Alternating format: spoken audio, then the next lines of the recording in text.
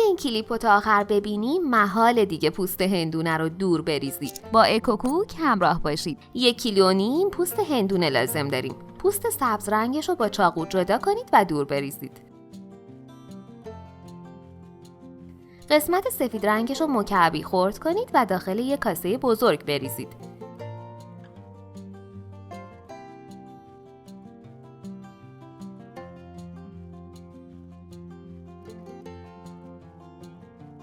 یه لیتر آب، 2 قاشق غذاخوری بیکینگ پودر اضافه کنید و هم بزنید.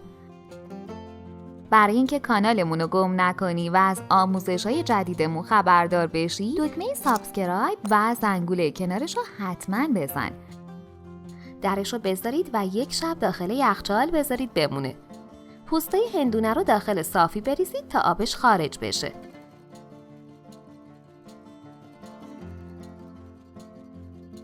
یه قابلمه آب رو به جوش بیارید و پوستای هندونه رو داخلش بریزید.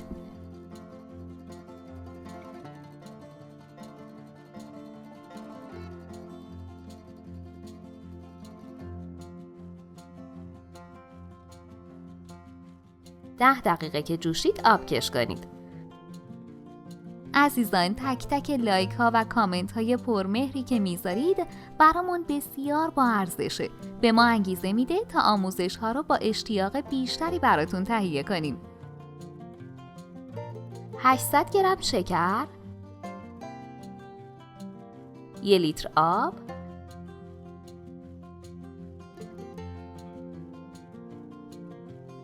و 3-4 عدد میخک رو داخل یه قابلمه بریزید. روی حرارت بذارید تا شکر حل بشه.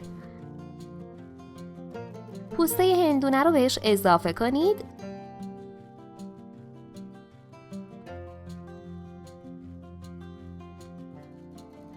نیم ساعت با در بسته اجازه بدید بپزه.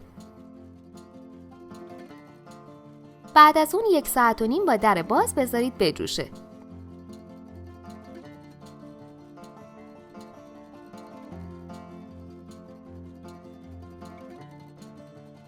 در آخر آب 1 لیمو ترش تازه رو بهش اضافه کنید.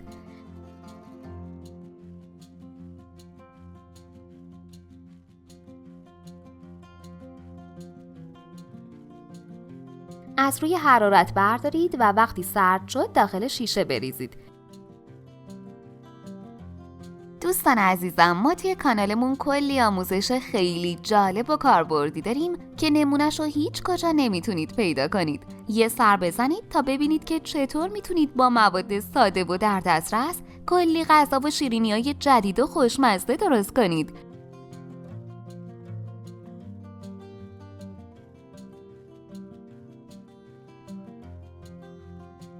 مربای پوست هندونه از اون پرطرفدارای روزگاره که خیلی ازش بیخبرن. نوش جان.